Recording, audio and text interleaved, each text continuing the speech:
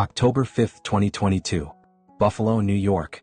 A mother straps her 3 children into their car seats for the morning school run.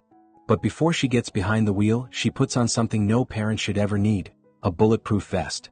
Her name was Keaira Bennefield. At just 30 years old, she knew her life was in danger. The bulletproof vest wasn't paranoia, it was a desperate final attempt at protection from the man who had promised to love her but instead threatened to kill her. She had done everything right. She had documented the abuse. She had reported it to authorities. She had obtained a protection order. She had even publicly shared video evidence of her estranged husband's violence. None of it would save her life. Less than 24 hours after her abuser was released without bail, Adam Bennefield would ambush Keaira at an intersection, ramming his pickup truck into her vehicle before approaching with a shotgun. In front of her terrified children, he would commit the ultimate act of domestic violence. This isn't just another tragic headline. This is the story of a system that failed a mother who desperately tried to protect herself and her children.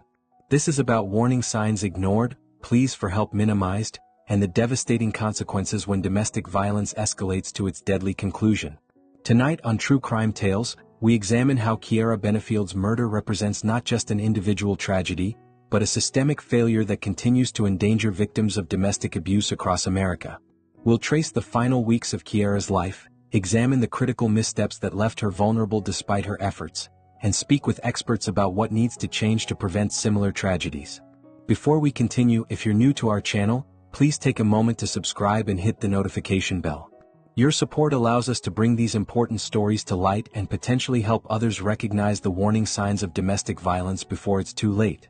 Every subscription helps us reach more people with these crucial conversations. Now, let's look deeper into Keaira's story, a woman who knew she was marked for death, yet found herself abandoned by the very systems designed to protect her. Born and raised in Buffalo, New York, Keaira Bennefield grew up in a close-knit community where family bonds ran deep. From an early age, those who knew her described a girl with determination and compassion beyond her years. She attended local schools, where teachers remembered her as bright and engaged, with a natural talent for connecting with others. Even as a teenager, Keaira had this way of making everyone feel heard, recalls a former high school teacher. She stood up for the underdogs and brought people together. This innate empathy would later define her approach to motherhood. By age 30, Keaira had built her world around her 3 children, 2 daughters and a son, whom she protected fiercely and loved unconditionally. Her apartment, modest but warm, was filled with evidence of their lives together. Artwork taped to refrigerators, family photos lining hallways, and carefully organized school schedules. Friends describe a woman who balanced strength with tenderness. Keaira could be the life of gatherings, her laugh distinctive and genuine, but she also possessed a quiet thoughtfulness.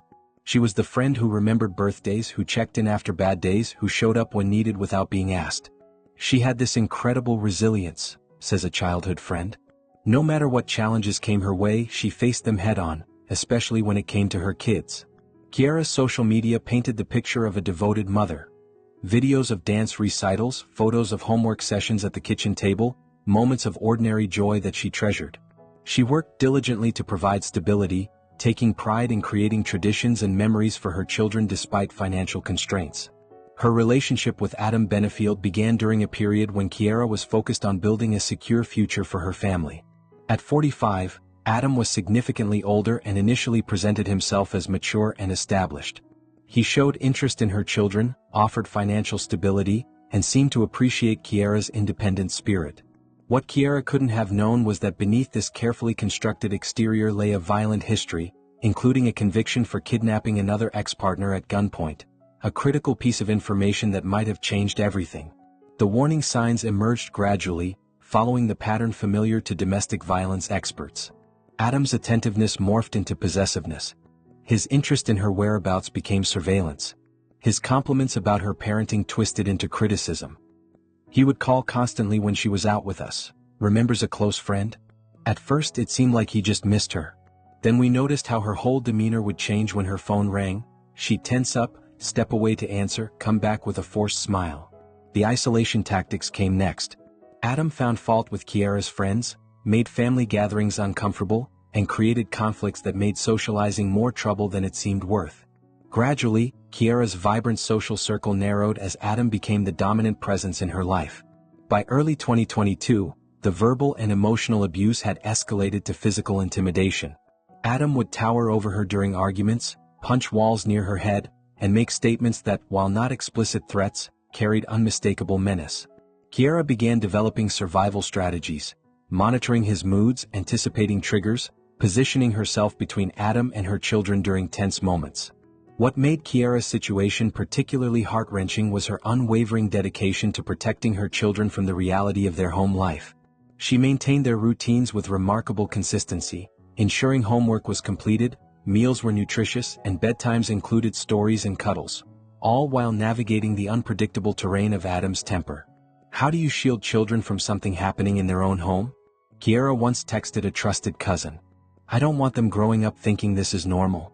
I don't want my daughters to accept this kind of treatment or my son to become this kind of man. By September 2022, the physical abuse had become undeniable. Keaira developed expertise in concealment, strategic clothing choices, makeup techniques for bruises, and practiced explanations for injuries. Yet even as her personal safety deteriorated, her resolve to create a different future for her children strengthened. What Keaira couldn't have known was that her efforts to escape would trigger a deadly escalation, one that would expose fatal gaps in the systems designed to protect victims of domestic violence. September 28, 2022, marked the point of no return in Keaira Bennefield's life.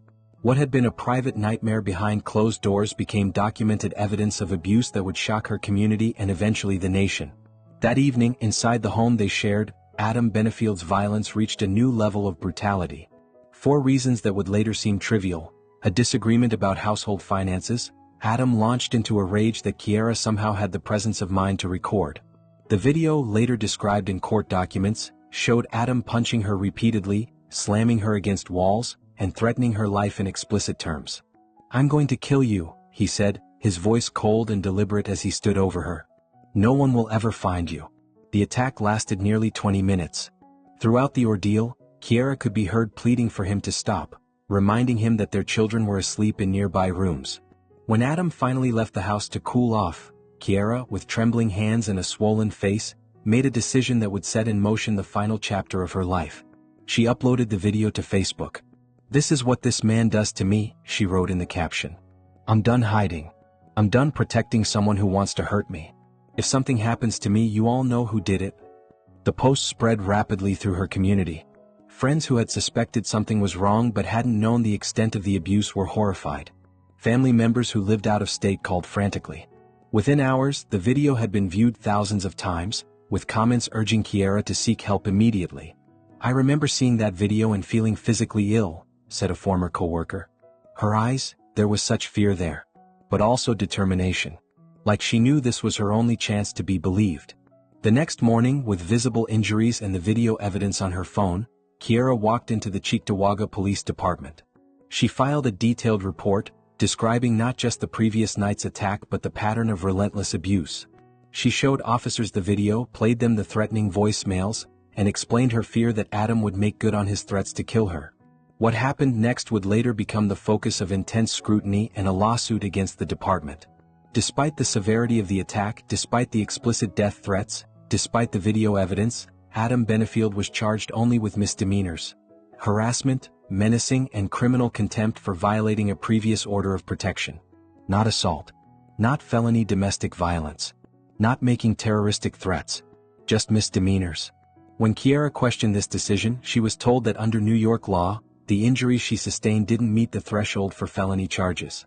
Without visible broken bones or injuries requiring hospitalization, the attack, regardless of how violent it appeared on video, could only be classified as harassment.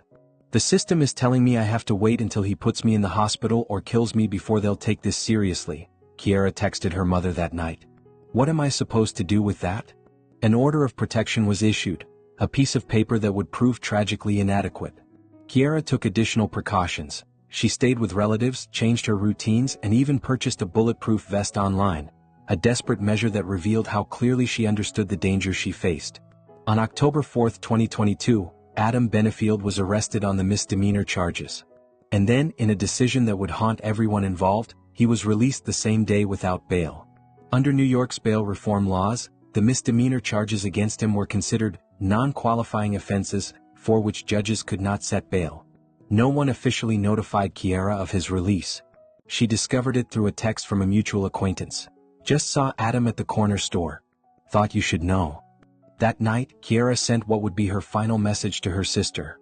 If he finds me, he's going to kill me. I'm wearing the vest tomorrow to take the kids to school. I love you. The next morning, October 5, 2022, Keaira put on her bulletproof vest, loaded her 3 children into her car, and began the school run she would never complete. Before we continue with what happened next in this heartbreaking story, I want to ask you to take a moment to like this video and share it with others. Domestic violence thrives in silence, and by spreading awareness, you might help someone recognize the warning signs before it's too late. Your simple act of sharing could literally save a life. The patterns we're discussing in Keaira's story are tragically common, and understanding them is the first step toward prevention. Now, let's examine how the system designed to protect victims like Keaira failed her in the most fundamental ways. To understand how Keaira Bennefield was left so vulnerable despite doing everything right, we must examine the systemic failures that created fatal gaps in her protection. Her case exposes how well-intentioned reforms, inadequate risk assessment, and fragmented communication between agencies can combine with devastating consequences. In 2020, New York implemented bail reform laws designed to address inequities in the criminal justice system. The reforms eliminated cash bail for most misdemeanors and nonviolent felonies, aiming to prevent people from being jailed simply because they couldn't afford bail. While these reforms addressed real problems of economic inequality in the justice system, they created unintended consequences in domestic violence cases. The bail reform laws weren't designed with a carve-out for the unique dynamics of domestic violence, explains Dr. Sarah Michaels, a criminologist specializing in intimate partner violence. What looks like a minor offense on paper, harassment or menacing, can actually be part of a deadly pattern that precedes homicide. In Keaira's case, despite video evidence of a brutal beating and explicit death threats, Adam Bennefield's charges were classified as misdemeanors, non-qualifying offenses for bail.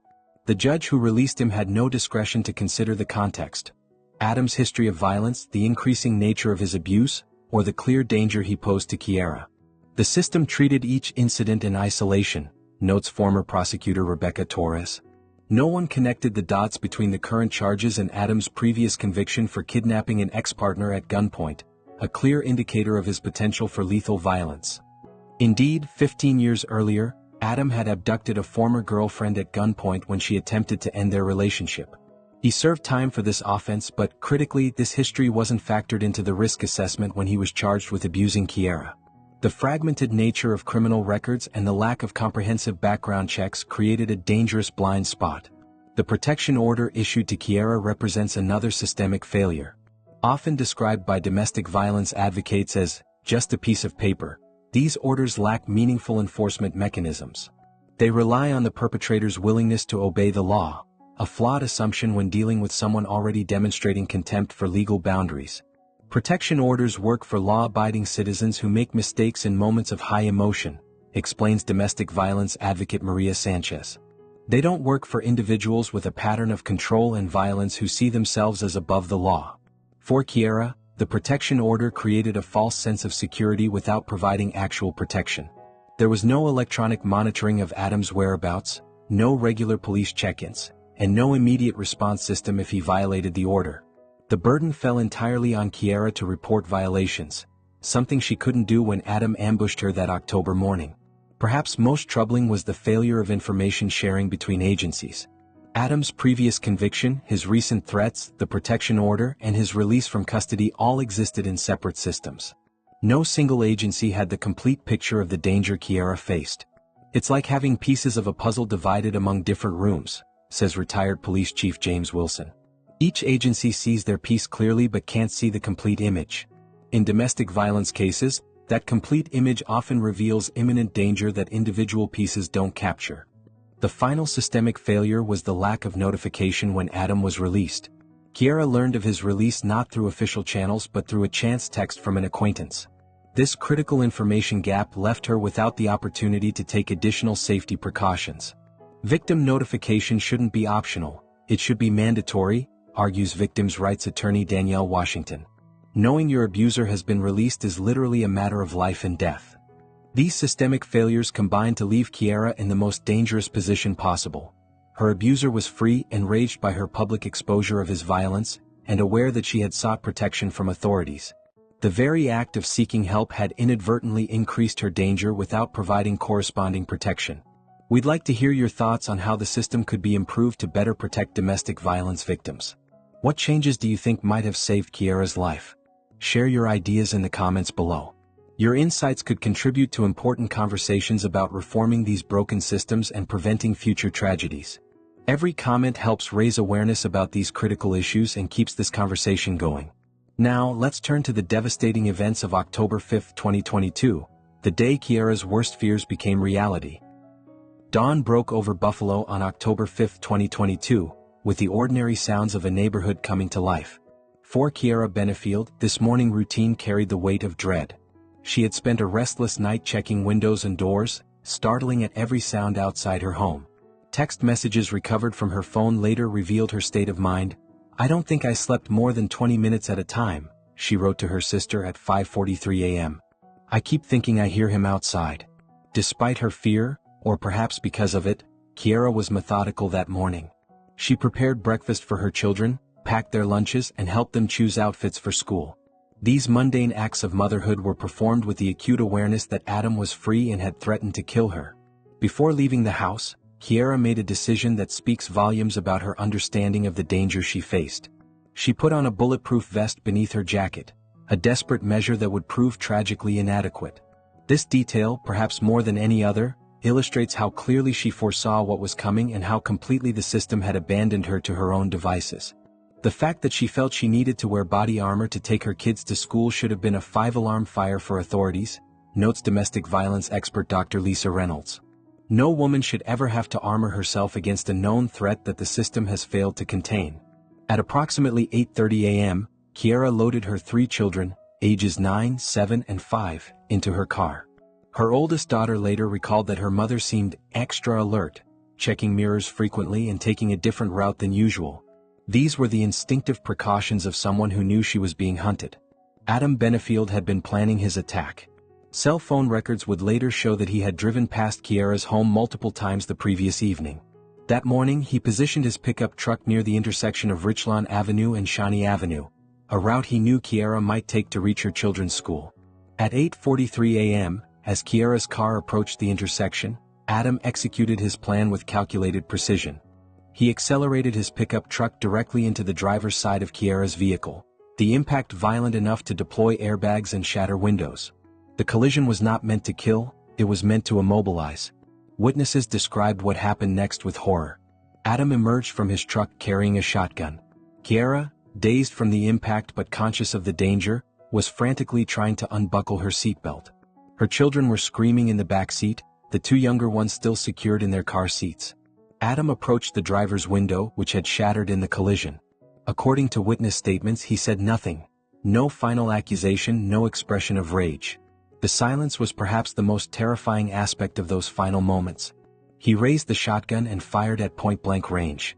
The bulletproof vest Keaira wore might have protected her torso, but Adam aimed for her head and neck. She died instantly. Her children witnessed everything. The oldest girl was screaming, "Daddy, no," over and over, recalled a witness who rushed to the scene after hearing the crash. The little ones were just crying. They couldn't understand what was happening. Adam fled the scene immediately, leaving his truck behind. First responders arrived within minutes, but there was nothing they could do for Keaira.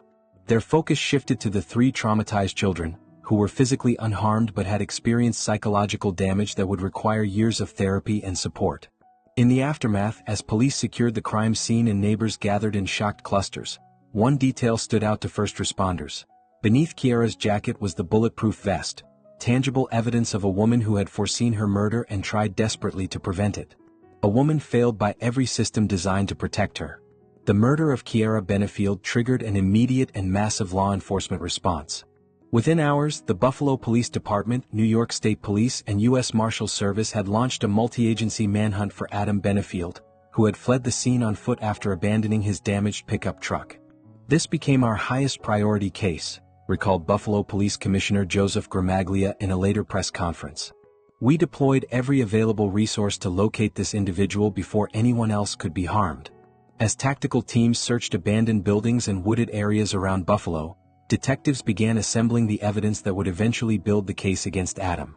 They recovered the shotgun, discarded in a dumpster 3 blocks from the murder scene. They collected surveillance footage from nearby businesses that had captured Adam's movements before and after the attack. They gathered witness statements from horrified bystanders who had seen the collision and the shooting.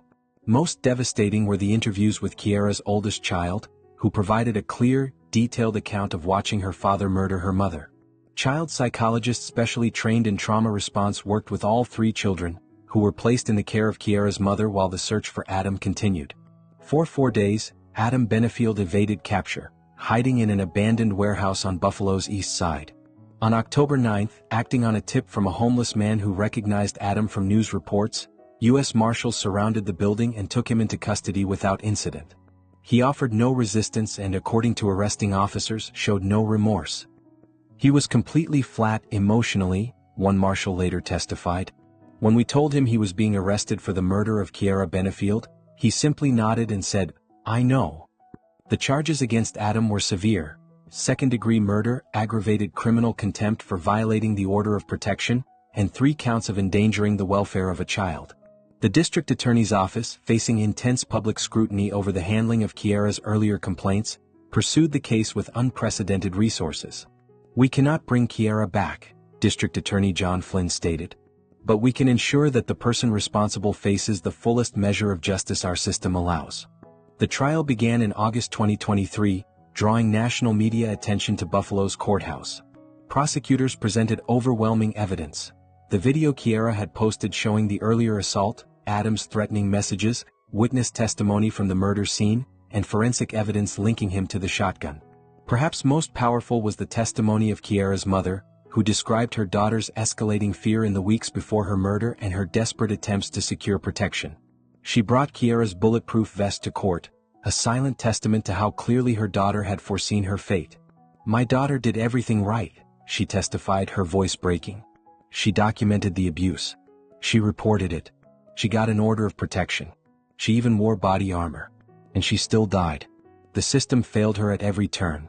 After just 6 hours of deliberation, the jury returned with a unanimous verdict: guilty on all counts. In November 2023, Adam Bennefield was sentenced to 25 years to life in prison. As the judge delivered the sentence, he acknowledged the systemic failures that had contributed to Keaira's death. "This case represents not just the criminal actions of one individual, but the collective failure of our institutions to protect a vulnerable victim who repeatedly sought help," the judge stated. Ms. Bennefield's death was preventable, and that knowledge should weigh heavily on everyone involved in this case. For Keaira's family, the conviction brought a measure of justice but little comfort. In December 2023, they filed a wrongful death lawsuit against the Cheektowaga Police Department and the town of Cheektowaga, alleging negligence in the handling of Keaira's domestic violence complaints. The lawsuit specifically cited the decision to charge Adam with misdemeanors despite video evidence of felony-level violence, the failure to consider his previous conviction for kidnapping another ex-partner, and the lack of notification when he was released from custody. "This lawsuit isn't about money," explained the family's attorney. "It's about accountability and systemic change. Keaira's death exposed fatal flaws in how domestic violence cases are handled, and her family is determined to ensure other women don't face the same fate." The lawsuit remains pending, but it has already prompted policy reviews in police departments across New York State. Several jurisdictions have implemented enhanced risk assessment protocols for domestic violence cases and improved victim notification systems when abusers are released from custody. For Keaira's 3 children, now being raised by their grandmother, the legal proceedings represent adult concerns that cannot heal their profound trauma.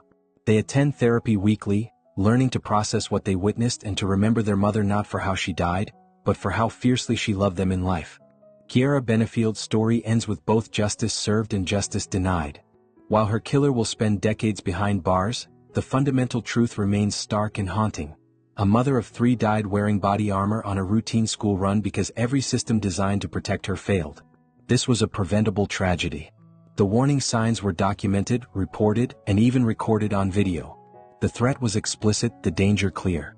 Yet a series of institutional gaps, legal limitations, and missed connections created a path to a murder that should never have happened. In the years since Keaira's death, Her story has become a powerful catalyst for change in how domestic violence cases are handled. Several states have introduced Keaira's Law, legislation that would require judges to consider previous violent offenses, regardless of how long ago they occurred, when making bail decisions in domestic violence cases. The proposed laws would also mandate electronic monitoring for high-risk offenders and create enhanced victim notification systems. Domestic violence experts point to specific lessons from Keaira's case. First, the most dangerous time for a victim is when they attempt to leave. Keaira's public posting of the abuse video, while brave, significantly increased her risk without corresponding protection. Second, protection orders must be backed by enforcement mechanisms. A piece of paper cannot stop a bullet. Third, previous violent behavior, even from years earlier, is the single best predictor of future violence. Adam's history of kidnapping another ex-partner should have been a red flag that triggered enhanced intervention. Finally, domestic violence homicides rarely occur without warning. In Keaira's case, the warning signs were documented, reported, and tragically ignored. For Keaira's children and mother, these systemic improvements offer little comfort. But they represent Keaira's enduring legacy, a legacy that may save other lives if we collectively commit to meaningful change. If you or someone you know is experiencing domestic violence, please reach out to the National Domestic Violence Hotline at 1-800-799-7233. Help is available and no one should face abuse alone. Before you go, please take a moment to subscribe to True Crime Tales and hit the notification bell to stay updated on our future episodes. Your support allows us to continue bringing attention to cases like Keaira's that highlight critical social issues. Remember that awareness is the first step toward change, and your engagement helps spread that awareness.